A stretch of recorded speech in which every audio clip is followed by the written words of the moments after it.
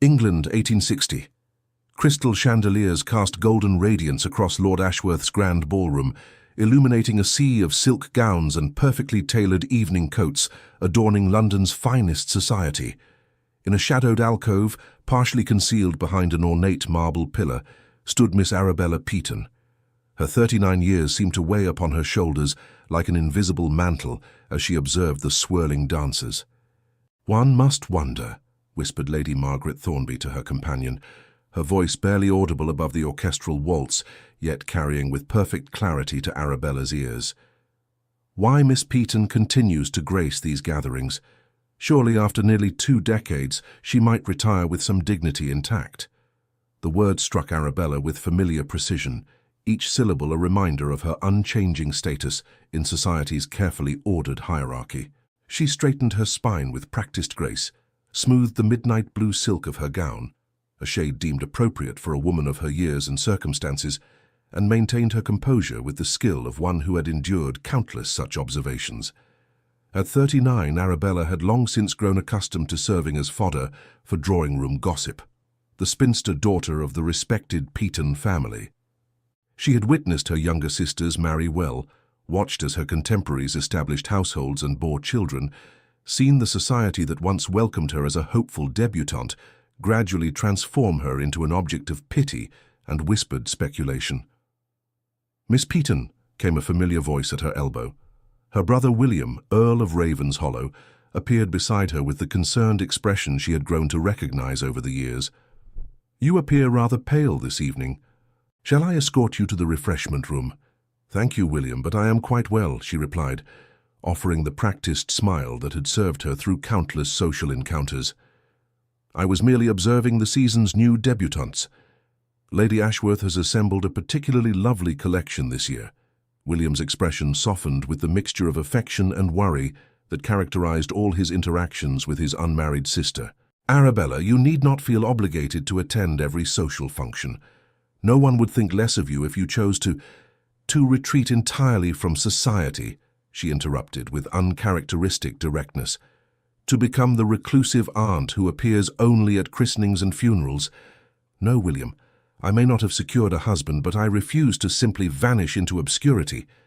Before her brother could formulate a response, a sudden hush fell across the ballroom. Even the orchestra seemed to falter momentarily in its melodic progression. All eyes turned toward the grand entrance, where the butler stood at attention. "His Grace, the Duke of Thornfield," the servant announced with impressive formality. "Alexander Montclair, 7th Duke of Thornfield." The man who appeared in the doorway commanded immediate attention through sheer presence alone. Tall and imposing in his perfectly fitted evening attire, his dark hair swept back from features that seemed carved from the finest marble. At 37, Alexander Montclair remained London's most sought-after bachelor, his title ancient and prestigious, his fortune vast beyond imagination, his estates among the most prosperous in all of England. "He appears particularly formidable this evening," William murmured to his sister. "I wonder which unfortunate young lady will be thrust into his path tonight."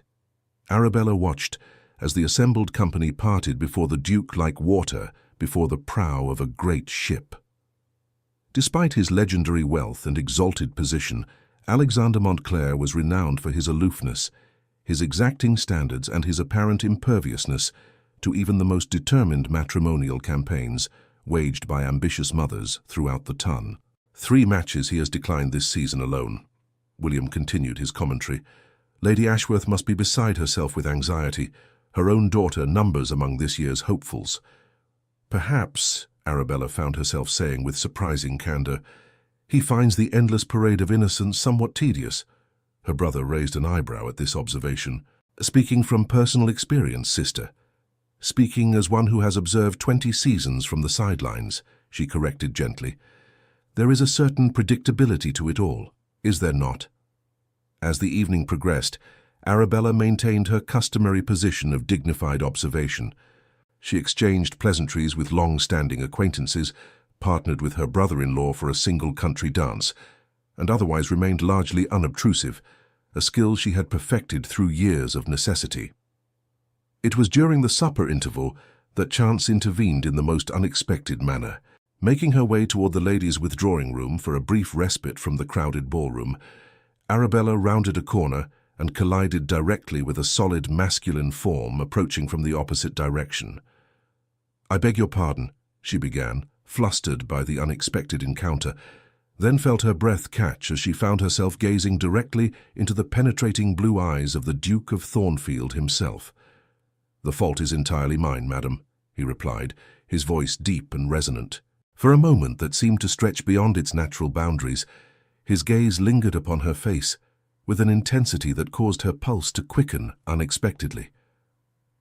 "Miss Peaton," she supplied, offering a curtsy appropriate to his exalted rank. "Miss Peaton," he repeated, as though committing the name to memory with deliberate care. Then, with a formal bow that spoke of perfect breeding, he continued on his way. Such a brief encounter would normally be forgotten before the evening's conclusion. Yet as Arabella rejoined the gathering, she could not dispel the peculiar sensation that the Duke's penetrating gaze continued to follow her movements across the crowded ballroom. Later, as the orchestra struck up a waltz, Arabella prepared to retreat further into the shadows that had become her natural habitat. It was then that a familiar, deep voice spoke at her shoulder with startling proximity. "Miss Peaton, might I request the honor of this dance?"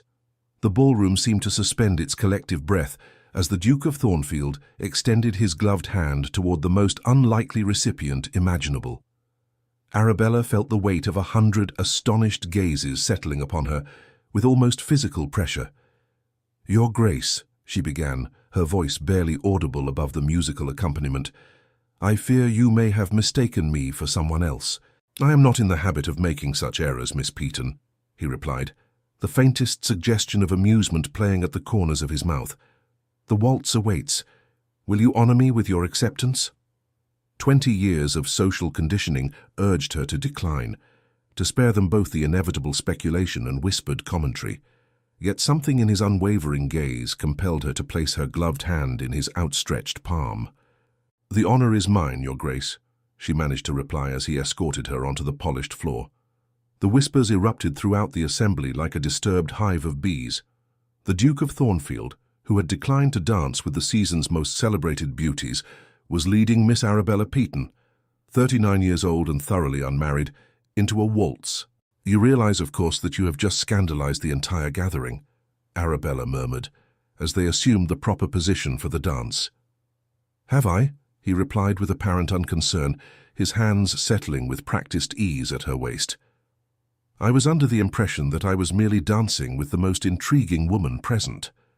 The music began, and Arabella found herself swept into the waltz with a grace she had not experienced in many years. The Duke led with confident precision, his steps perfectly matched to hers, creating the remarkable illusion that they had danced together countless times before. "You waltz beautifully, Miss Peaton," he observed, as they moved through the intricate patterns of the dance.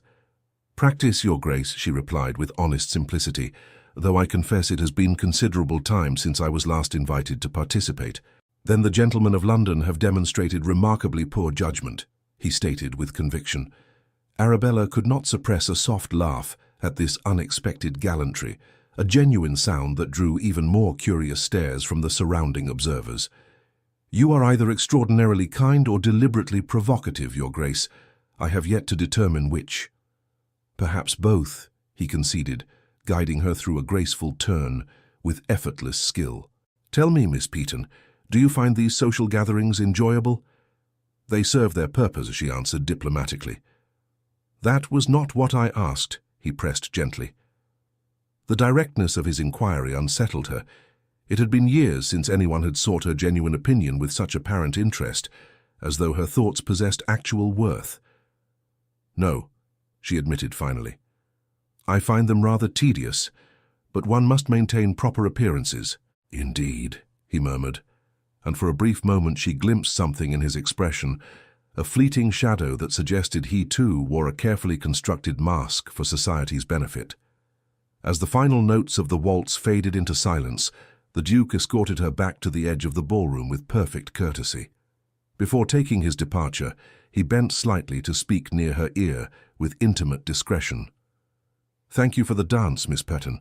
It was unquestionably the most pleasant aspect of an otherwise insufferable evening.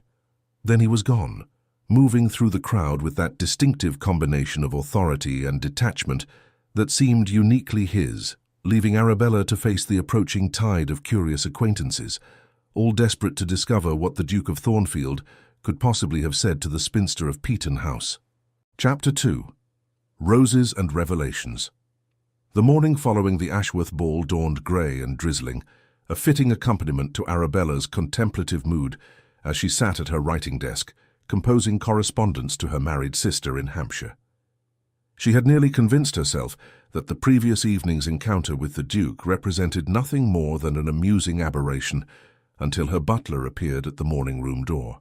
"A delivery for you, Miss Peaton," he announced, his normally impassive voice betraying the faintest hint of surprise. Behind him, a footman struggled with an enormous arrangement of deep crimson roses, so abundant they nearly obscured his face entirely. As the crystal vase was placed upon a side table, Arabella stared in complete bewilderment. "There must be some error," she protested weakly. "No mistake, miss," the butler replied, extending a small cream-coloured card upon a silver salver. The messenger was most particular in his instructions. With fingers that trembled slightly despite her efforts at composure, Arabella accepted the card. Upon it, written in a bold masculine hand, were the words, "To brighten a dreary London morning, Thornfield." "Merciful heavens," she whispered, the card nearly slipping from her grasp. "Will there be a reply, Miss Peaton?" "Not at present," she managed, still staring at the magnificent blooms as though they might vanish if she looked away. When the servants had withdrawn, Arabella approached the flowers with cautious steps, inhaling their rich fragrance. In all her 39 years, no gentleman had ever sent her flowers, not even during her debut season, when she had been young and passably attractive, if never a true beauty. "What purpose does this serve?" she murmured to herself, gently touching one velvety petal. Her private contemplation was interrupted by the arrival of her sister-in-law Catherine, Countess of Ravenshollow, who burst into the room in a rustle of morning silk and barely contained excitement. "Is it true?" Catherine demanded without preamble. "Did the Duke of Thornfield truly send you roses?" Arabella sighed at the inevitable intrusion. News travels with remarkable velocity in this household. "The servants are all talking," Catherine replied, circling the arrangement with wide eyes. "Arabella, these must have cost a small fortune at this time of year." "I am certain it represents merely a courtesy following our dance," Arabella said, attempting to sound dismissive despite her inner confusion. Catherine fixed her with a shrewd look that spoke of years observing society's intricate machinations. "The Duke of Thornfield does not dance with spinsters, nor does he send them roses as mere courtesy. Something most unusual is occurring here." Before Arabella could formulate an adequate response, the butler reappeared. "Lord Ravenshollow requests Miss Peaton's presence in his study immediately." Downstairs, William paced before the fireplace with obvious agitation, stopping only when Arabella entered the room. "I have just returned from my club," he began without preamble, "where the entire membership speaks of nothing save you and Thornfield." Arabella settled into a chair with resignation. "Surely there are more pressing matters worthy of discussion." "Not during the London season," William replied grimly, "particularly when the most sought-after bachelor in England has publicly singled out—" He stopped abruptly. "A spinster of advanced years," Arabella completed for him calmly. "You need not soften your words, William. I am well aware of my position in society's hierarchy." Her brother had the grace to appear contrite. "Forgive me. I meant only that the situation is unusual. Thornfield has rejected countless eligible young ladies of impeccable breeding. Why should he suddenly demonstrate interest in someone who is manifestly unsuitable?" she finished. "I assure you, I have asked myself the identical question repeatedly." William approached and knelt beside her chair, taking her hands in his with genuine concern. "Arabella, I fear for your welfare.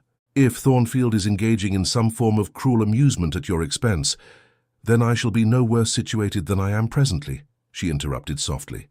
"And if his interest proves genuine, however unlikely that may seem, then I should be foolish indeed to reject it out of excessive caution." Her brother studied her face intently.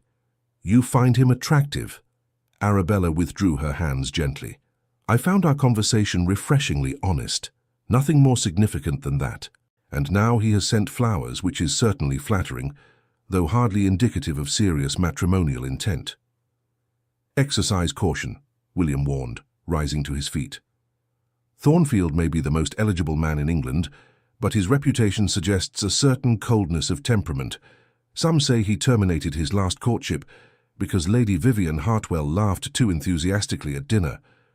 Arabella raised an eyebrow skeptically. "Gossip, William. I expected better discernment from you." "Not gossip, genuine concern," he corrected firmly. "You have constructed a life of dignity despite society's frequent cruelties. I would not see you wounded by a man incapable of recognizing your true worth." Chapter 3. The Royal Academy. The conversation lingered in Arabella's thoughts as she prepared for the family's traditional afternoon visit to the Royal Academy exhibition. It was one of the few social occasions where her unmarried status attracted little notice, art appreciation being considered an entirely acceptable pursuit for ladies of all circumstances. She selected a walking dress of deep forest green, a color that complemented her auburn hair and pale complexion admirably. As her maid arranged her carefully styled locks, Arabella found herself paying unusual attention to her appearance, adding a touch of color to her cheeks and selecting her finest lace collar. "Foolishness," she repeated to herself, though with considerably less conviction than before. At the Royal Academy, the Peaton party moved slowly through the crowded galleries, examining landscapes and portraits amid the press of fashionable London society. Arabella had just separated from her family to study a particularly fine seascape, when a familiar voice spoke beside her with startling proximity. "Turner, at his most masterful. Would you not agree, Miss Peaton?" She turned to discover the Duke of Thornfield, standing at her elbow, resplendent in perfectly tailored morning attire that emphasized his commanding height and broad shoulders. "Your Grace," she acknowledged with a small curtsy. Yes, his comprehension of light remains unparalleled among contemporary artists. "You possess genuine appreciation for artistic endeavors?" he inquired, his blue eyes studying her face with that same unsettling intensity she recalled from their previous encounter. "I do," she replied simply, "though I claim no particular expertise, merely an enthusiast's pleasure in beautiful things." "How refreshing," he said, offering his arm with courtly grace. "Shall we continue to the next gallery? I find most commentary regarding art to be insufferably affected, but I suspect yours might prove the exception to that general rule." Aware of the curious glances directed toward them from all quarters, Arabella hesitated momentarily before placing her gloved hand lightly upon his offered arm. "You risk further scandal, Your Grace. 2 public encounters in as many days will certainly intensify the speculation regarding your intentions." "Let them speculate to their heart's content," he replied dismissively. "I have endured society's gossip for years without suffering any lasting damage. It holds no terror for me whatsoever." As they progressed through the exhibition together, Arabella found herself gradually relaxing into genuine conversation. The Duke possessed authentic knowledge of artistic matters, acquired through extensive travel and serious study rather than mere fashionable interest. More surprising still was his apparent willingness to listen to her observations, responding with thoughtful commentary that built upon her ideas rather than dismissing them as feminine fancy. "You have visited Florence personally?" he asked as they paused before an Italian landscape of considerable beauty. "Alas, no," she admitted. "My knowledge derives entirely from books and exhibitions such as this. I have never traveled beyond England's borders." Something resembling surprise flickered across his aristocratic features. "Never. With your evident appreciation for art and culture, I had assumed—" "My circumstances have not permitted extensive travel," she explained simply, without self-pity or elaborate justification. The Duke's expression shifted subtly, taking on a quality she could not quite identify. "A considerable oversight on Fortune's part. The Uffizi Gallery alone would provide you with sufficient material for lifelong contemplation."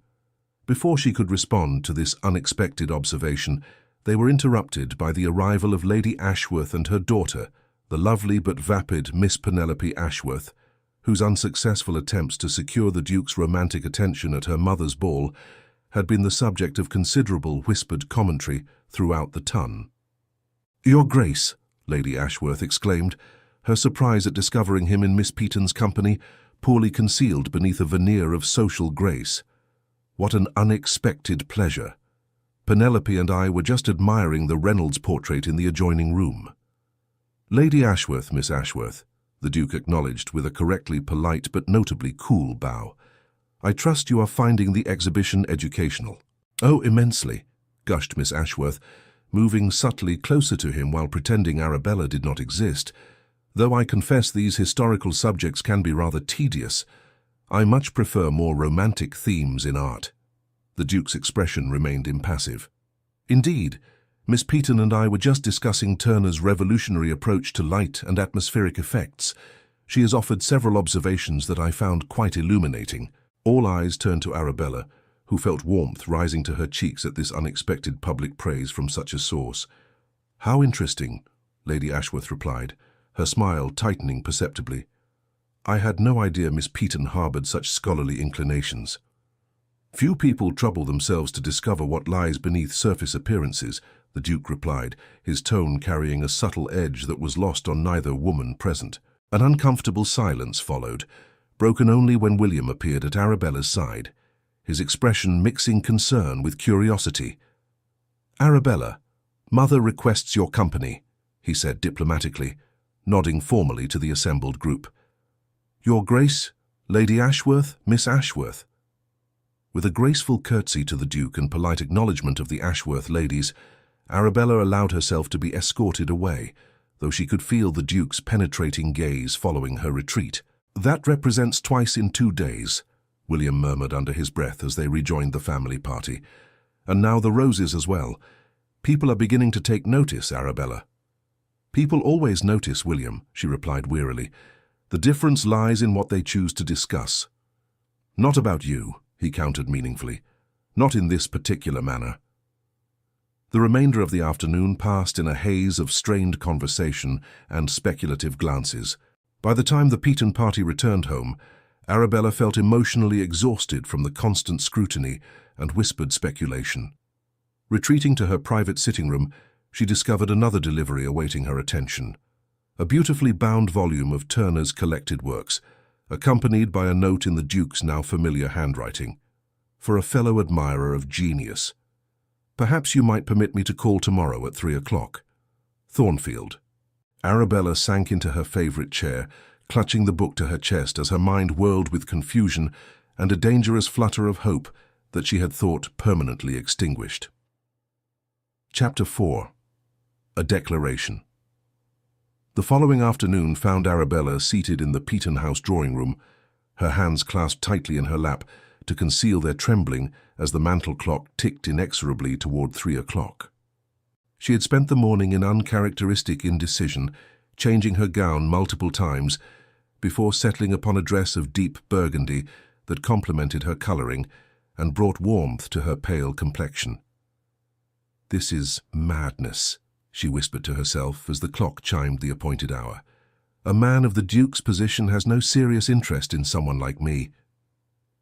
Yet even as the words left her lips, the butler appeared at the drawing-room entrance. "His Grace the Duke of Thornfield," he announced, his tone suggesting that he too found the situation extraordinary. Alexander Montclair entered the room with the quiet confidence of a man accustomed to commanding attention wherever he appeared. Dressed impeccably in a charcoal morning coat and dove-grey waistcoat, he seemed to transform the familiar drawing-room simply through his presence.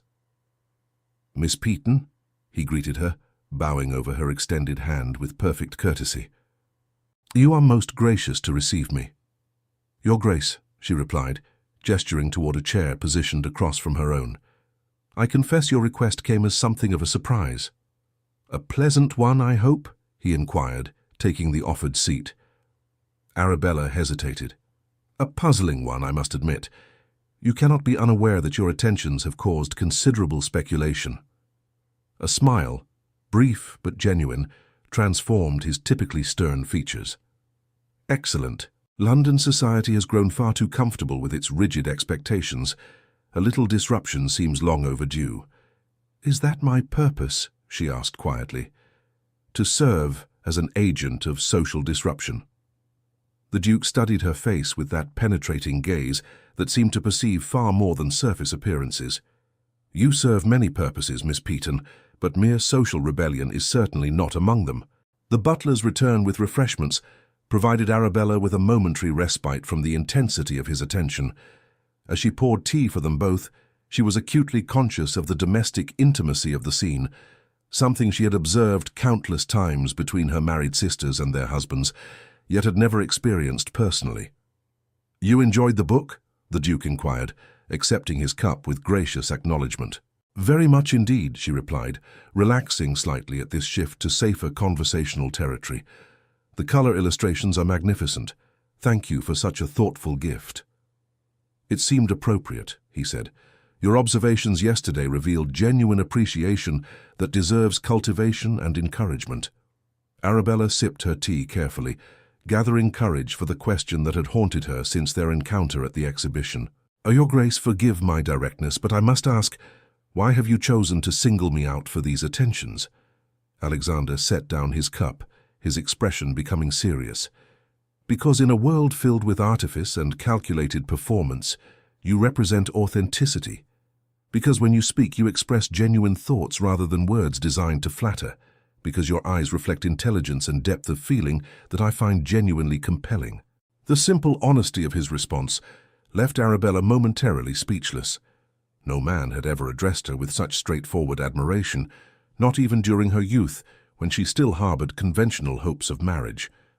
"I am 39 years old, Your Grace," she reminded him, her voice steady despite the emotional turmoil his words had created. "I possess neither fortune nor particular beauty, and my accomplishments extend no further than those expected of any properly educated gentlewoman. I am hardly worthy," he repeated, a distinct edge entering his voice. A curious choice of words. "Tell me, Miss Peaton, by what standards do you measure human worth? Youth, beauty, material wealth? These seem remarkably superficial criteria for a woman of your evident intelligence." Arabella flushed at this gentle rebuke. "You misunderstand me. I meant only that society has certain expectations." "Society," he interrupted, "has consistently demonstrated profound inability to recognize genuine value when presented with it. I, however, am not so limited in my perceptions." A charged silence settled between them, broken only when the Duke rose and moved to the window, his tall figure silhouetted against the afternoon light filtering through the glass. "Perhaps I should speak with complete clarity," he said, turning back to face her directly. "I have spent the past 15 years avoiding matrimony, Miss Peaton, because I had never encountered a woman whose company I could imagine tolerating for an entire lifetime until now." Arabella stared at him, certain she had misunderstood his meaning. "Your Grace, if this represents some form of jest—" "I do not engage in humor regarding matters of such significance," he replied gravely. "I am fully aware that my attention has placed you in an uncomfortable position. Society whispers, your family worries, and you yourself must question the sincerity of my regard." He returned to his seat, leaning forward with evident intent. "Allow me to clarify my intentions completely. I wish to court you, Miss Peaton, with absolute propriety and respect. If, after a period of better acquaintance, you find my company as agreeable as I find yours, I hope you might consider a more permanent arrangement." Arabella felt as though the ground had shifted beneath her feet. "You cannot possibly be serious." "I have never been more serious regarding any matter in my entire existence," he replied simply. "The potential scandal means nothing to me. The disparity in our social positions is relevant only if we choose to make it so. Your family's concerns are understandable, but not my primary consideration. I am master of my own household and answer to no one regarding my choice of bride." His methodical dismissal of each obvious objection left Arabella virtually speechless. Finally, she managed to voice the question that lay at the heart of her disbelief. "Why me, Your Grace? After all these years of refusing every eligible match in London, why would you choose someone society considers thoroughly unmarriageable?" Alexander's expression softened perceptibly. Because when we danced, Miss Peaton, I felt for the first time that I was in the presence of a woman who saw me. Not the Duke, not the fortune, not the ancient title, but the man beneath all those external trappings. Do you have any conception of how rare such recognition truly is? Before she could respond, the drawing-room door opened to admit Lady Peaton, Arabella's mother, whose shock at discovering the Duke of Thornfield in their drawing-room was poorly concealed beneath her customary social grace. "Your Grace," she exclaimed, offering a deep curtsy. "What an extraordinary honor. I do apologize for this intrusion." "Not at all, Lady Peaton," Alexander replied, rising to bow respectfully. "I was merely discussing the Royal Academy exhibition with your daughter. Her insights prove most illuminating indeed." Lady Peaton's gaze moved between them with obvious confusion, clearly struggling to comprehend the scene before her. "How delightful. Arabella has always maintained an interest in artistic matters, though I fear her observations may lack the sophistication to genuinely interest someone of your distinguished background, Your Grace." Arabella felt the familiar sting of her mother's casual dismissal, a subtle diminishment she had endured for years as her matrimonial prospects faded into distant memory. "On the contrary," the Duke replied, his voice cooling perceptibly, "Miss Peaton's understanding rivals that of many so-called experts among my acquaintance. You must feel considerable pride in her accomplishments." Lady Peaton blinked in evident surprise, clearly unaccustomed to hearing her eldest daughter praised by anyone, least of all by one of the most powerful men in England. "Yes, of course," she stammered. "Arabella has always been studious." The Duke turned his attention back to Arabella, pointedly ignoring the obvious discomfort his presence had created in her mother. "Miss Peaton, might I prevail upon you to accompany me to the conservatory at Kew Gardens tomorrow? The tropical specimens are particularly magnificent this season." Aware of her mother's widening eyes, Arabella hesitated only briefly before nodding her acceptance. "I should like that very much, Your Grace." "Excellent. Shall we say 11 o'clock? I shall send my carriage for you." With that declaration, he bowed to both ladies and took his departure, leaving behind a vacuum of stunned silence in his wake. "Arabella," Lady Peaton breathed when the front door had closed behind him, "what in heaven's name is transpiring here? First the roses, now a private call and an invitation to Kew Gardens. The Duke of Thornfield appears to be courting you." "So it would seem, Mother," Arabella replied, still struggling to absorb the reality of the situation herself. Lady Peaton sank into a chair, fanning herself vigorously. "But why? After all these years of being, that is to say, to suddenly attract the attention of the most eligible bachelor in all of England, it defies all comprehension." Arabella winced at her mother's artless honesty. "Thank you for that assessment, Mother." Lady Peaton had the grace to appear abashed. "Forgive me, my dear. I did not intend to imply, that is, you have always been accomplished and well-bred, naturally, but at your age—" "Yes, Mother, I am quite aware of my advanced years," Arabella interrupted with uncharacteristic sharpness, "as I believe is the Duke himself." "But what can he possibly want?" Lady Peaton persisted, bewilderment evident in every line of her features. Arabella rose, suddenly weary of the conversation and its implications. "Perhaps, Mother, he desires what any man seeks in a potential wife: companionship, understanding, and mutual respect." Chapter 5. Kew Gardens. The excursion to Kew Gardens proved transformative. As Alexander guided Arabella through the magnificent glass structures housing exotic plants from across the empire, she found herself relaxing completely into genuine conversation. They paused beneath the soaring glass dome of the Palm House, surrounded by towering tropical specimens. "It rather resembles stepping into another world entirely," Arabella remarked, tilting her head back to admire the architectural marvel above them. "Indeed," the Duke agreed, though his gaze remained fixed upon her upturned face rather than their exotic surroundings. "Miss Peaton, may I speak with complete frankness?"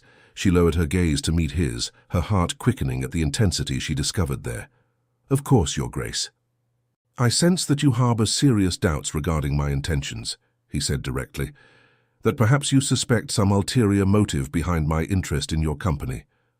Arabella hesitated, torn between honesty and diplomatic discretion. "You must admit, Your Grace, that your attention comes as something of a surprise. I would be naive indeed not to question it. He nodded slowly, accepting her candor. Fair enough. Then permit me to address those doubts with equal directness. I am 37 years old, Miss Peaton. I have spent the past 15 years fending off increasingly desperate attempts by matchmaking mothers to secure my title for their daughters. I have been paraded before every eligible young lady from Land's End to John O'Groats, and I have found them universally tedious. Pretty faces concealing empty minds, or worse still, calculating ambitions disguised as innocence. He stepped closer, his voice lowering with conviction. And then, at yet another interminable social gathering, I encountered a woman who stood apart from the usual posturing and performance, a woman who observed the proceedings with clear-eyed intelligence and a hint of well-earned cynicism, a woman whose conversation, when I finally contrived an opportunity to experience it, revealed depth and substance rather than the usual vapid pleasantries. Arabella felt warmth rising in her cheeks under his steady regard. You make me sound far more interesting than reality would suggest, Your Grace. On the contrary, he replied firmly, I suspect I have only begun to discover how genuinely fascinating you are, Miss Peaton, and I find myself eager to continue that discovery if you will permit it. Their intimate conversation was interrupted by a group of fashionable ladies whose exclamations of surprise at encountering the Duke echoed through the humid air. Lady Fairfax, a notorious gossip, approached with poorly concealed disdain. Your Grace, what an unexpected pleasure. And Miss Peaton as well. How unusual. The Duke's expression cooled perceptibly. Lady Fairfax, Miss Peaton and I were just discussing the remarkable architectural achievements of Decimus Burton.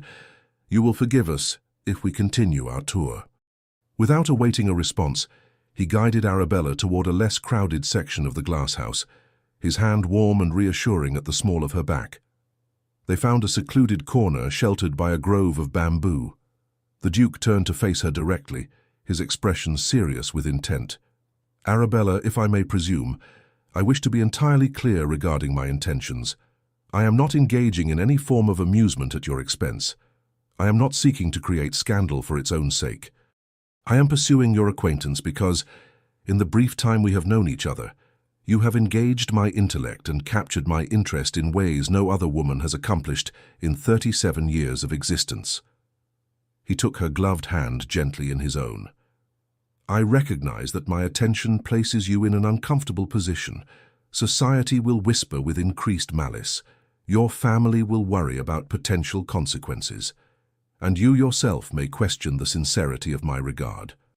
But I ask only that you grant me the opportunity to demonstrate that regard through continued acquaintance and proper courtship.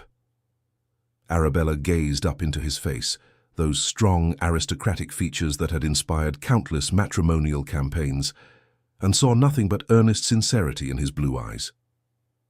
Your Grace, Alexander, she corrected herself at his encouraging nod. I fear you may be courting disappointment. I am neither young nor conventionally beautiful, and my accomplishments— You are beautiful to me, he interrupted gently, his thumb tracing a soft pattern across the back of her hand. Your intelligence illuminates your eyes, your dignity lends grace to every movement, and your smile, when you choose to bestow it, transforms your entire countenance in the most remarkable way. He stepped closer still, near enough that she could detect the subtle scent of sandalwood that clung to his clothing. I have observed countless debutantes parade their youth and superficial charms before me, Arabella. Not one of them has affected me as profoundly as you did with a single dance and conversation. Arabella felt breathless, caught between decades of ingrained caution and the undeniable pull of the connection forming between them. Society will be merciless in its judgment, she warned softly. Society has always been merciless, he countered with quiet intensity. To you for remaining unmarried beyond their arbitrary deadline. To me for refusing to select a bride according to their preferences and expectations. Perhaps the time has come for us both to cease allowing their cruelty to dictate our potential happiness. The moment stretched between them, fragile yet charged with extraordinary possibility. Then, with a gentle squeeze of her hand, Alexander stepped back to restore proper distance between them. I have overwhelmed you, he observed, reading her expression with uncanny accuracy. Forgive me, I did not intend to press my case so forcefully today. No, Arabella replied, finding her voice at last. That is, I appreciate your honesty. It proves refreshing after so many years of polite fictions and social pretense. He smiled then, a genuine expression that transformed his typically austere features and sent an unexpected flutter through her chest. Then perhaps we might continue this conversation over luncheon. I have taken the liberty of arranging a private meal in the director's residence. He is an old friend and has graciously offered the use of his dining room. The remainder of their visit passed in pleasant conversation. As Alexander handed her back into his carriage for the return journey to Peaton House, he asked quietly, "Might I call upon you again tomorrow afternoon?" "Yes," Arabella replied without hesitation, surprising herself with the readiness of her answer. "I should welcome your company very much." His smile, warm and genuine, remained with her long after she had returned home. Chapter 6. The courtship deepens. Over the following weeks, London society watched in fascinated disbelief as the Duke of Thornfield's courtship of Miss Arabella Peaton continued with unwavering determination. He called at Peaton House nearly every day, sent thoughtful gifts accompanied by personal notes, and escorted her to exhibitions, concerts, and theatrical performances, appearing utterly indifferent to the whispers and speculative stares their public appearances invariably provoked. For Arabella, who had spent decades relegated to society's margins, the sudden spotlight proved both exhilarating and terrifying. She found herself scrutinized at every turn, her gowns, her deportment, her every word subject to unprecedented analysis and often cruel commentary. "I overheard Lady Fairfax suggesting it must represent some form of wager," Catherine confided, as she assisted Arabella in preparing for an evening at the opera. "That Lord Ashford must have challenged Thornfield to court the most unlikely woman in London." Arabella's hands stilled in the act of fastening her pearl earrings. "And how did you respond to such speculation?" "I informed her that if the Duke had accepted such a wager, he would have chosen someone truly objectionable, perhaps Lady Fairfax herself," Catherine replied with uncharacteristic sharpness. "Honestly, Arabella, the jealousy among the matrons grows more palpable daily. Half the mothers in London have spent years attempting to secure Thornfield's interest for their daughters, without success. Now he has chosen you, and their frustration knows no bounds." "Chosen" may prove too strong a characterization, Arabella cautioned, though her heart warmed at her sister-in-law's staunch defense. "He enjoys my company. Nothing more has been definitively established." Catherine snorted delicately. "A man of the Duke's stature does not escort a woman to the opera merely because he enjoys her conversation. Arabella, he is courting you with clear intent. The only remaining question concerns the timing of his formal declaration." That evening at the Royal Opera House, seated in the Duke's private box, Arabella remained acutely aware of the opera glasses directed toward them from every quarter of the theatre. The performance featured Verdi's La Traviata, but she suspected that for most attendees, the real drama unfolded in their box, where the Duke of Thornfield sat in intimate proximity to a woman 20 years past her debut season. "You appear distracted," Alexander observed during the interval, his voice pitched low enough for her ears alone. "Forgive me," she apologized quietly. "It proves difficult to concentrate when one serves as the primary object of such intense observation." His gaze swept the theatre, noting the many faces turned in their direction with obvious interest. "Would you prefer to depart early and provide them with even more material for speculation?" "Certainly not," she replied with a small smile. "I shall persevere through the evening's remainder." Alexander's expression darkened slightly. "You should not be required to persevere through an evening at the opera, Arabella, not because of society's petty malice and small-minded curiosity." She placed a gloved hand briefly upon his arm, a gesture of intimacy that would not escape notice by their numerous observers. "I am more resilient than I may appear, Alexander. I have weathered society's indifference for 20 years. I can certainly endure its attention now." His expression softened as he looked down at her hand resting on his sleeve.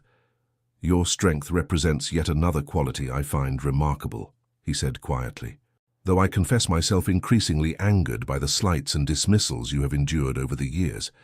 Before she could respond to this passionate declaration, they were interrupted by visitors to their box, Lord and Lady Pembroke, whose daughter had been among the most recent debutantes to fail in securing the Duke's romantic interest. "Your Grace," Lord Pembroke greeted with stiff formality. "Miss Peaton, what an unexpected pleasure to encounter you both at the opera this evening." "Lord Pembroke," Alexander replied coolly, "Miss Peaton possesses great appreciation for musical performances, unlike many who attend merely to display themselves for social advantage." The subtle criticism was not lost on the Pembrokes, whose own attendance at cultural events served primarily social rather than artistic purposes. "Of course," Lady Pembroke murmured, her smile failing to reach her eyes as she addressed Arabella. "How admirable to maintain such interests at that is, most ladies in your circumstances would have withdrawn from society long ago." "I have never perceived virtue in retreat, Lady Pembroke," Arabella replied evenly. "Life offers much of value at every stage, provided one remains receptive to its possibilities." Alexander's eyes warmed with approval at her dignified response. "Indeed," he agreed, placing his hand over hers where it rested on his arm, a gesture both intimate and possessive that caused Lady Pembroke's eyes to widen in shock. A philosophy more individuals should embrace. The Pembrokes, sensing the growing tension, made hasty excuses and withdrew from the box with barely concealed embarrassment. Later that evening, as Alexander escorted her to the door of Peaton House following the performance, he paused on the front steps with uncharacteristic hesitation. "Arabella, I wonder if you might consider accompanying me to Thornfield Manor this weekend," he said carefully. "I host a small gathering each spring for family and close friends. I should very much like you to attend." She stared at him in genuine surprise. A private social call represented one level of courtship. Flowers and books were mere tokens of interest. Even public appearances at cultural venues could be dismissed as the eccentricity of a duke known for unconventional behavior. But an invitation to his ancestral estate to meet his family and intimate circle that constituted a clear declaration of serious intent that could not be misconstrued by anyone. "Alexander, are you entirely certain?" she asked, searching his face in the soft glow of the carriage lamps. "Such an invitation will be interpreted as precisely what it represents, a public statement of your intentions and regard." "I am weary of speculation and whispered commentary, Arabella," he replied with quiet intensity. "I wish to make my feelings unmistakably clear, not only to you but to all of society." Her heart thundered against her ribs. "And what are those feelings, precisely?"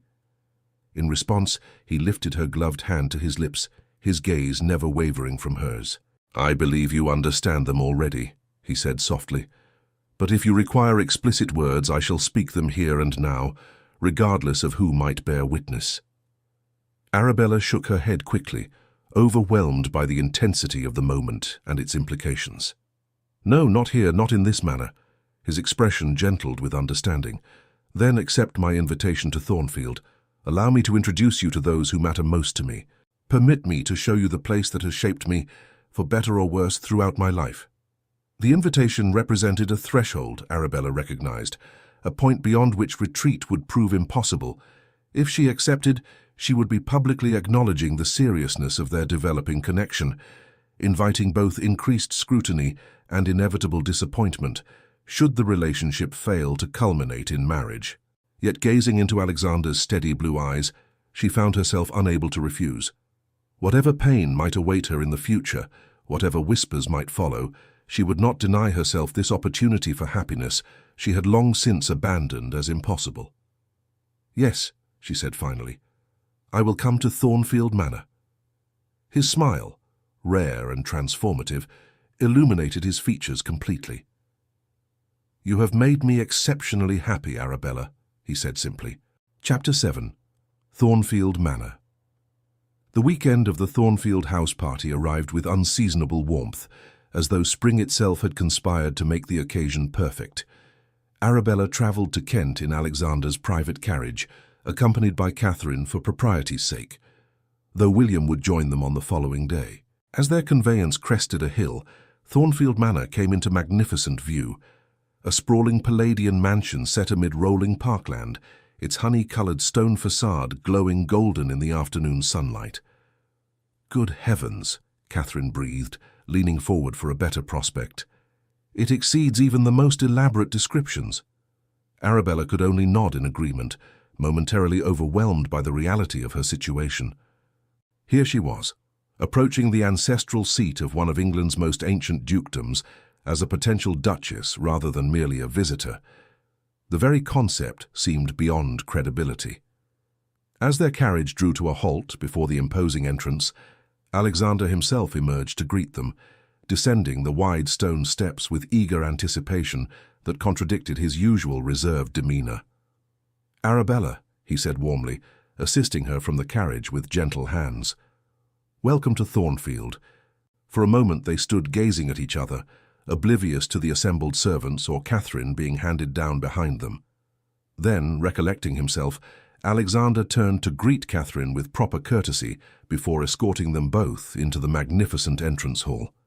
The interior of Thornfield Manor proved every bit as impressive as its exterior promised: soaring ceilings, marble floors, and walls adorned with ancestral portraits and priceless artworks. Yet despite its grandeur, Arabella sensed a warmth to the house that she had not anticipated, an atmosphere suggesting it served as a genuine home rather than merely a showcase of aristocratic wealth. "I have arranged rooms for you in the East Wing," Alexander informed them as footmen appeared to collect their luggage. "The views of the Rose Garden are particularly fine at this season. I thought you might appreciate them, Arabella." The personal consideration touched her deeply. "Thank you, Alexander. That proves most thoughtful." His expression softened at her use of his given name, still a relative novelty that seemed to please him each time she employed it. "I shall leave you to rest and refresh yourselves before dinner. The other guests will be arriving throughout the afternoon." The gathering that evening proved smaller and less intimidating than Arabella had feared. Perhaps a dozen people, including Lord Christopher Ashford, whom she recognized as Alexander's oldest friend from their Cambridge days. Alexander's younger sister, Lady Eleanor Montclair, a striking woman in her early 30s, his cousin, Lord Henry Montclair, with his wife, and several other couples who appeared to be long-standing family friends. To her surprise and considerable relief, the reception she received proved uniformly cordial, with Alexander's sister going out of her way to make her feel welcomed and valued. "My brother has spoken of little beyond you for weeks," Lady Eleanor confided, as they took seats together before dinner was announced. "I was beginning to think you must possess supernatural powers of enchantment." Arabella laughed softly. "I assure you I am entirely ordinary. Your brother's regard, while flattering, may perhaps be somewhat exaggerated." Lady Eleanor studied her with shrewd eyes, the same shade of blue as Alexander's. "I think not," she said finally with conviction. "Alexander does not exaggerate, nor does he act upon impulse or fleeting emotion. If he has singled you out, Miss Peaton, it is because he recognizes qualities in you that are genuinely exceptional." The dinner that followed proved unlike any social experience Arabella had ever known. Seated at Alexander's right hand, the position of honor typically reserved for the highest-ranking lady present, she found herself at the center of genuine, engaging conversation rather than polite dismissal. Alexander's friends and family engaged her on topics ranging from literature to politics, listening to her opinions with actual attention rather than mere courtesy. Most remarkable of all was the way Alexander himself deferred to her views, drawing her into discussions and valuing her contributions in a manner she had never experienced in society at large. "You see," he said softly during a moment when the others were engaged in their own conversations, "this is why I wished you to come to Thornfield, so that you might see yourself as I see you. Not as London society has labelled you, but as the extraordinary woman you truly are." The simple sincerity of his words brought warmth to Arabella's cheeks. "You are very kind, Alexander." "Not kind," he corrected gently, "observant, and increasingly certain that I have made the right choice in pursuing your acquaintance." Chapter 8. The Proposal. The following morning dawned clear and mild, perfect for the promised tour of the estate. After breakfast, Alexander appeared at Arabella's side, offering his arm with barely concealed eagerness. "Shall we explore?" he suggested, his enthusiasm evident beneath his customary composure. They set out across the immaculate lawns, Alexander pointing out features of the landscape with obvious pride and deep knowledge. It soon became apparent to Arabella that Thornfield was not merely a symbol of his rank and wealth, but a living entity to which he was profoundly connected. "My father viewed the estate primarily as a source of income," he explained, as they paused beside an ornamental lake where swans glided across the mirror-like surface. "But for me, it has always represented something more significant. These lands, these people who depend upon them, they are both a responsibility and a privilege. To be part of something that stretches back centuries and will continue long after I am gone." "You speak of it with such passion," Arabella observed, watching his face as he gazed across his domain. "It is clear how deeply Thornfield means to you." His expression softened as he turned to look at her. "It is my home, Arabella. The one place where I have always felt truly myself, unconstrained by society's expectations and formalities." He paused, something vulnerable entering his gaze. "I wanted you to see it, to understand this aspect of who I am." The simple honesty of the statement touched her profoundly. "Thank you for sharing it with me. It helps me see you more clearly. Not just the Duke that London knows, but the man behind the title." "That," he replied, his voice fervent with emotion, "is precisely what I hoped you would understand. So few people look beyond the dukedom to see the individual beneath. You have done so from our very first meeting, Arabella. It is one of the countless reasons I find myself drawn to you."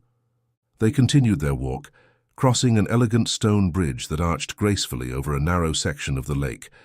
In the distance, Arabella could observe other guests enjoying the fine spring weather. "Alexander," she began carefully, "I must ask you something that has been troubling me considerably. Are you entirely certain about this path you are choosing? Society maintains very specific expectations for a man in your position. A duke typically marries a young woman of impeccable lineage, someone who can provide heirs and manage a great household with ease. I am 39 years old, Alexander. The likelihood of my bearing children is uncertain. Reduced, perhaps, but by no means impossible," he completed for her, his tone matter-of-fact. "And while an heir would certainly be welcomed, it is not my primary consideration in selecting a wife." He guided her to a stone bench positioned to overlook the lake and its surrounding gardens, taking her hands in his as they sat together.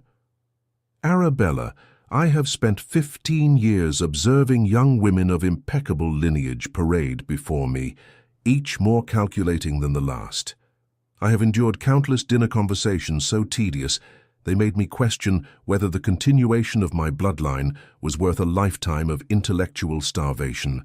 Despite the gravity of the moment, Arabella found herself smiling at his blunt assessment. Surely they could not all have been so dreadful. "Perhaps not," he conceded, "but not one, not a single one, ever looked at me as you do, as though I am a person worthy of genuine interest, rather than merely a title to be acquired." His thumbs traced gentle patterns across the backs of her hands, sending pleasant shivers up her arms, despite the warmth of the day. "As for managing a great household, Thornfield has operated efficiently for centuries under capable stewards.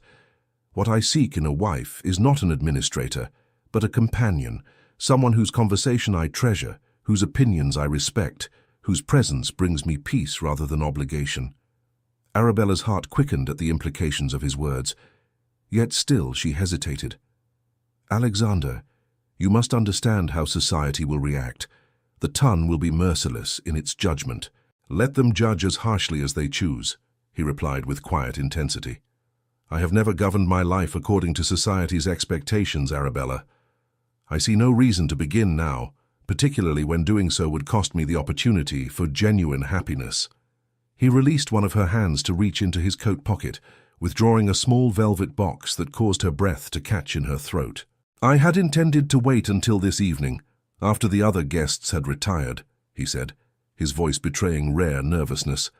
"But perhaps here, in this place that has witnessed the passage of centuries, seems more appropriate." Opening the box, he revealed a magnificent sapphire ring surrounded by diamonds, its antique setting speaking of history and permanence. "This belonged to my grandmother, "The sixth Duchess," he explained, his eyes never leaving Arabella's face. "A woman of remarkable intelligence and strength, who defied convention in her own era. I believe she would approve of my choice." With deliberate care, he slid from the bench to kneel before her on one knee, still holding her gaze steadily. "Arabella Peaton, you have brought light into my life where before there was only duty and obligation. You have shown me that genuine connection is possible, even for someone as guarded as I have become. Would you do me the extraordinary honor of becoming my wife?" Arabella stared at him, scarcely able to believe the moment was real. Here was Alexander Montclair, Duke of Thornfield, the most eligible bachelor in England, kneeling before her, offering not just his name and position, but his heart. "Alexander," she began, her voice trembling slightly, "are you absolutely certain? The world will not understand this choice." "I am not asking the world to marry me," he replied with perfect simplicity. "I am asking you." In that moment, gazing into his steady blue eyes, Arabella felt the last of her doubts dissolve completely. Whatever challenges might lie ahead, whatever whispers might follow them, the opportunity to share her life with this extraordinary man was worth any price society might demand. "Yes," she said softly, then with growing certainty, "Yes, Alexander, I will marry you." His expression transformed with joy so pure and unguarded that it stole her breath entirely. Rising, he took the ring from its velvet nest and slipped it onto her finger, a perfect fit, as though it had been created specifically for her hand. "My Duchess," he murmured, raising her fingers to his lips in reverent salute. Then, after glancing around to ensure they remained unobserved, he leaned forward and pressed a gentle, tender kiss to her lips, their first, a seal upon the promise they had just exchanged. When they finally parted, Arabella felt as though the world had shifted fundamentally on its axis, that everything before this moment had been merely preparation for the life now opening before her. At 39 years old, when society had long since written her story as one of permanent spinsterhood, she had found love with a man who valued her true worth above all conventional considerations. "Shall we share the news with the others?" Alexander asked, his eyes still bright with happiness. "Yes," she agreed, her heart overflowing with joy, "though I suspect your sister may have anticipated this development." He laughed, a free, delighted sound she had rarely heard from him. "Eleanor has been hinting rather pointedly that I should secure my happiness before you might reconsider your opinion of me." "Reconsider?" Arabella echoed incredulously, as though such a thing were possible.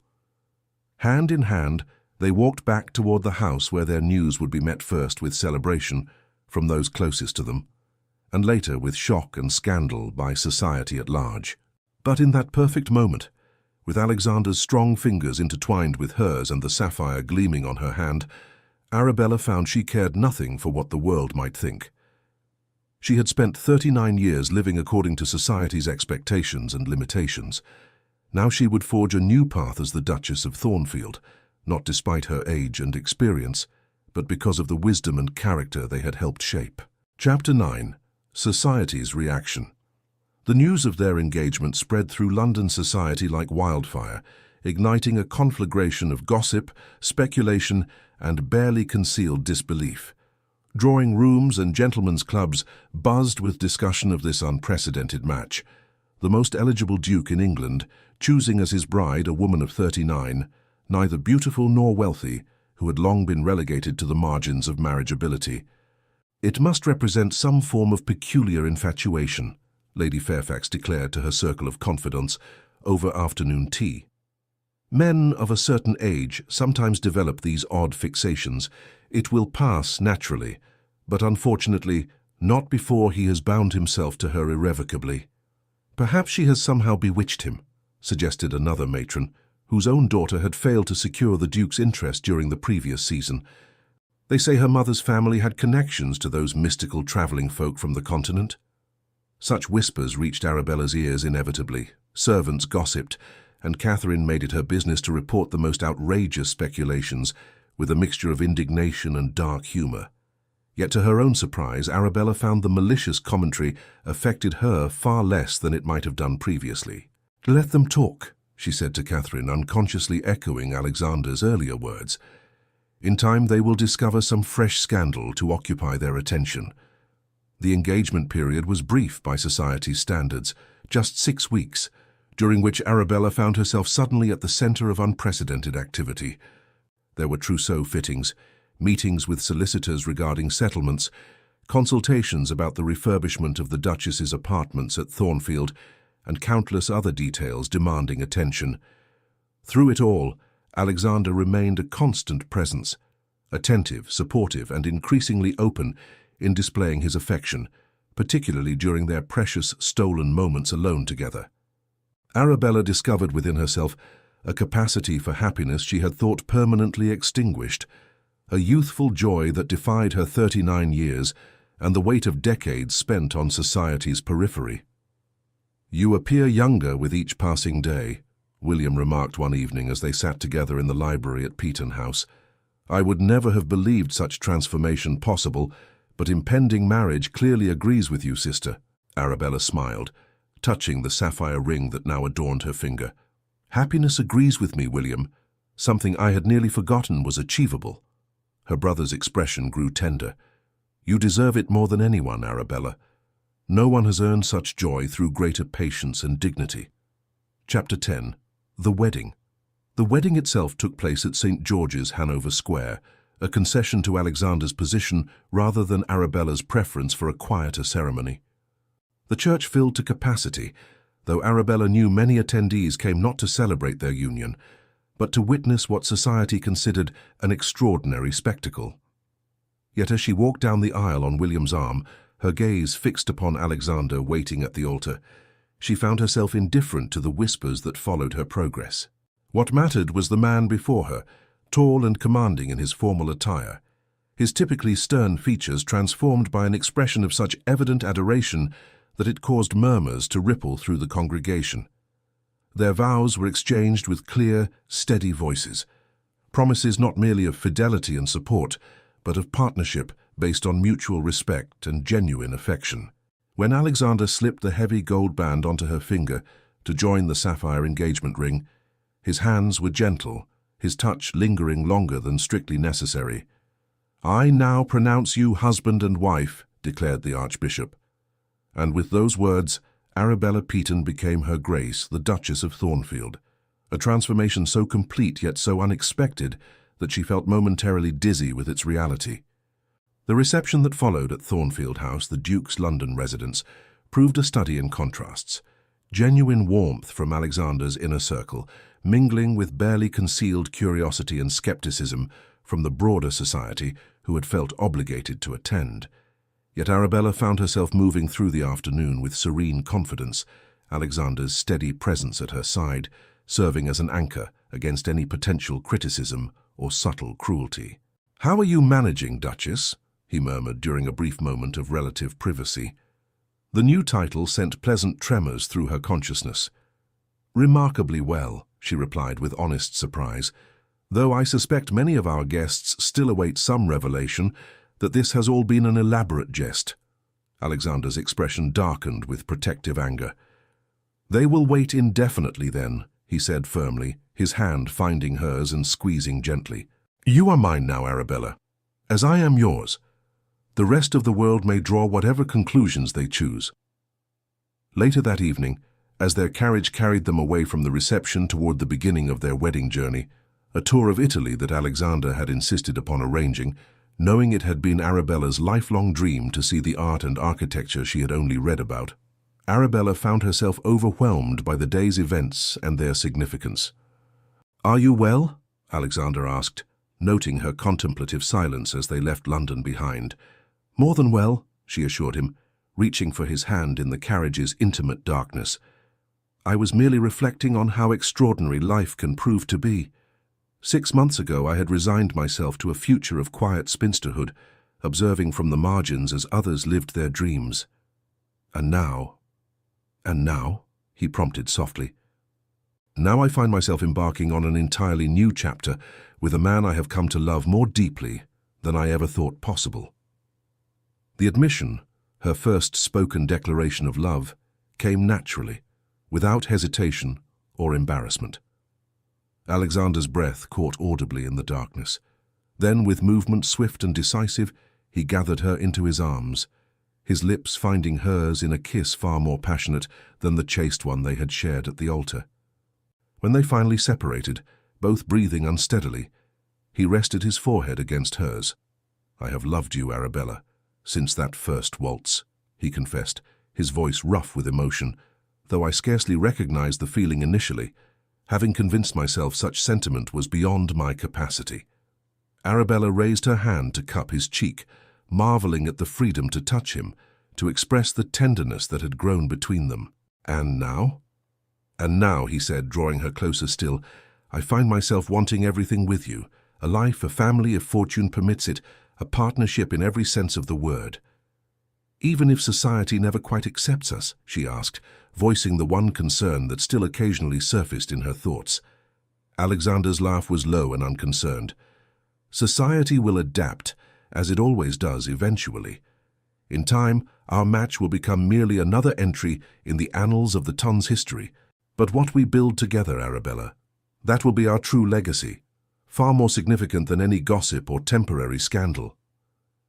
As their carriage rolled through the darkening countryside toward Dover, where a ship awaited to carry them across the channel to the continent and the beginning of their shared adventures, Arabella rested her head against her husband's shoulder, marveling at the journey that had brought her to this moment.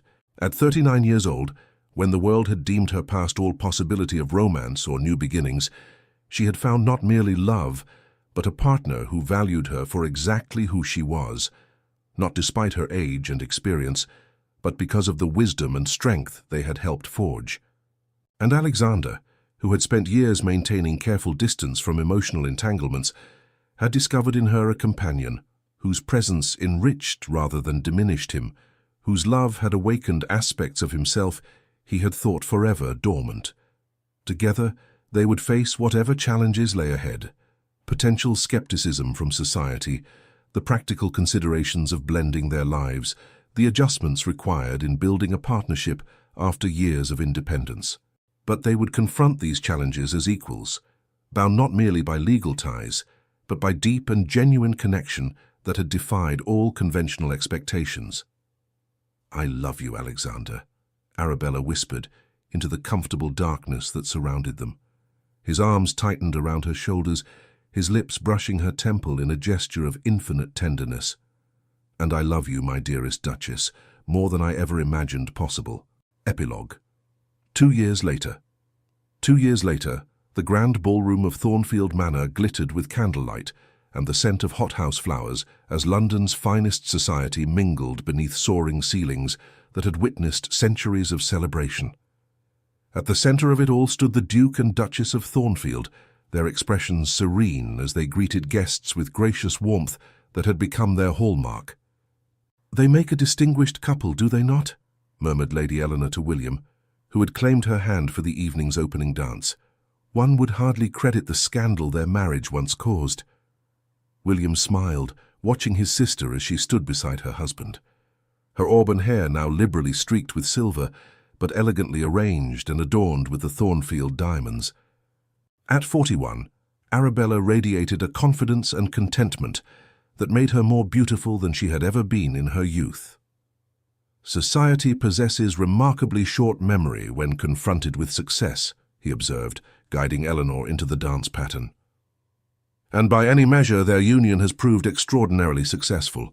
Indeed, the tongues that had once whispered so cruelly about the Duke's inexplicable choice had gradually fallen silent as the months passed, and Alexander's devotion to his older bride showed no signs of diminishing. If anything, his regard for Arabella had only deepened with time, evident in the way his eyes sought her across crowded rooms, in the attentiveness with which he listened when she spoke, in the private smiles they shared that hinted at connections far deeper than mere social convenience. Across the ballroom, a young footman approached the Duchess, bending to whisper something in her ear that caused her face to light with joy. She turned immediately to touch her husband's arm, conveying some news that transformed his usually reserved expression with evident delight. With brief apologies to their guests, the Duke and Duchess slipped quietly from the ballroom, leaving their visitors to speculate on the reason for their sudden departure. "The nursery, undoubtedly," Lady Eleanor explained to William as they completed their dance. "My nephew possesses remarkable timing for demanding attention during social obligations." William chuckled. "A trait he seems to have inherited from his father, if Alexander's strategic departures from tedious parliamentary sessions serve as any indication." The miracle of Arabella's pregnancy occurring just months after their wedding had silenced the final critics who had whispered about the unsuitability of the match. The birth of James Alexander Montclair, Marquis of Westfield and heir to the Dukedom of Thornfield, 10 months after their marriage, had transformed scandal into fairy tale in the eyes of society. Upstairs, in the elegant nursery suite overlooking the moonlit gardens, Arabella and Alexander stood side by side beside the cradle of their 8-month-old son, watching as his nurse settled him back to sleep after his evening feeding. "He has your determination," Alexander observed softly, his arm encircling his wife's waist, "demanding attention precisely when it will cause maximum disruption to our social obligations." "And your stubborn nature," Arabella replied with gentle laughter, "refusing to sleep until his requirements are met exactly as he prefers." Alexander pressed a kiss to her temple, inhaling the familiar lavender scent of her hair. "I can hardly fault him for that. I too prefer your attention above that of any drawing room full of guests." The nurse curtsied and withdrew, leaving them alone with their sleeping child, the son that society had deemed impossible, yet who had arrived nonetheless, healthy and strong and adored beyond measure by both parents. "Sometimes I still cannot believe this is my life," Arabella confessed, leaning into her husband's embrace. "That all of this, you, James, Thornfield, is real, rather than some elaborate dream." "Very real indeed," Alexander assured her, turning her gently to face him, "though I confess to similar moments of disbelief. How did I exist for 37 years without you, Arabella? It seems inconceivable now." She reached up to trace his beloved features, those strong lines that had become as familiar to her as her own reflection. "We found each other when we were ready, I believe, when we had both lived enough to recognize genuine value when we encountered it." Alexander smiled, the warm, genuine expression he reserved exclusively for her and their son. "The most valuable discovery of my entire existence," he agreed, bending to capture her lips in a tender kiss. Below them, music from the ballroom drifted up through the open windows, a reminder of the social obligations awaiting their return. Yet for a moment longer, they lingered in each other's arms beside their sleeping child, savoring the precious reality of the family they had created together. "We should return to our guests," Arabella murmured eventually, though she made no move to leave the circle of his embrace. "In a moment," Alexander replied, his eyes still drinking in the sight of her, his wife, his duchess, the woman who had transformed his life with her intelligence, dignity, and boundless capacity for love. Let them wait just a little longer. And so they remained, the Duke and his extraordinary Duchess, their remarkable love story having silenced the whispers and exceeded every expectation. Together, they had rewritten the rules of possibility, proving that true connection could flourish at any age, that worth lay not in youth or conventional beauty, but in depth of character and authenticity of spirit. In the cradle beside them, young James stirred briefly, his small hand reaching out in sleep before settling back in peaceful slumber, the newest chapter in a love story that had defied every convention and emerged triumphant. Hand in hand, they finally slipped from the nursery and made their way back toward the glittering ballroom below, where society awaited the return of the Duke and Duchess, whose unlikely romance had become the most celebrated love story of their generation. No longer a scandal but an inspiration, proof that love, when genuine and true, recognized no boundaries of age or expectation, and that it was never, ever too late to begin again. As Arabella descended the grand staircase on her husband's arm, the sapphire ring catching the light from 1,000 candles, she reflected on the extraordinary journey that had brought her to this moment. From the shadows of the Ashworth ballroom to the heart of Thornfield Manor, from spinster to duchess, from resignation to radiant happiness. She thought of all the years spent believing herself unworthy, overlooked, past her time. How wrong she had been, how wrong society had been. Age had not diminished her, it had refined her, prepared her, made her exactly who she needed to be to recognize and cherish the remarkable man who had seen her true worth when no one else had bothered to look. And Alexander, proud, reserved Alexander, had discovered that the greatest treasure was not the one society most valued, but the one his own heart recognized as irreplaceable. As they re-entered the ballroom to applause from their guests, Arabella squeezed her husband's hand. He returned the gesture, his eyes conveying more than words ever could. They had found each other against all odds, defied every expectation, and built a love that would endure for all their days. A love that proved beyond any doubt that the heart knows no calendar, recognizes no limitations, and blooms most beautifully when given the freedom to choose its own path. The orchestra struck up another waltz, their waltz, the one that had started it all. Alexander turned to his wife with a bow. "My Duchess, may I have this dance?" Arabella smiled, that radiant smile that had first captured his attention, and placed her hand in his. "Always, my love, always." And as they swept across the ballroom floor, moving as one, the whispers that had once been cruel now carried only admiration and wonder at the enduring power of a love that had transformed 2 lives and inspired countless others to believe that it was never too late, never impossible, to find one's happily ever after. Love knows no season, no calendar, no age. It blooms when 2 hearts recognize in each other what the world has failed to see, that true worth lies not in youth or beauty, but in the depth of soul and authenticity of spirit. May Arabella and Alexander's story remind us all that it is never too late to begin again, never too late to find the love we deserve, never too late to write our own happily ever after. Thank you for staying with us until the end of this emotional journey.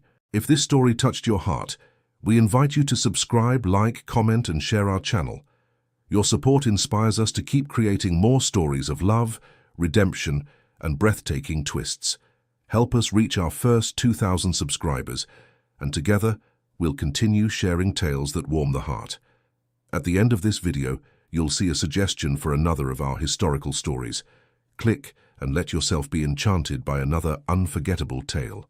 With all our gratitude, echoes of romance.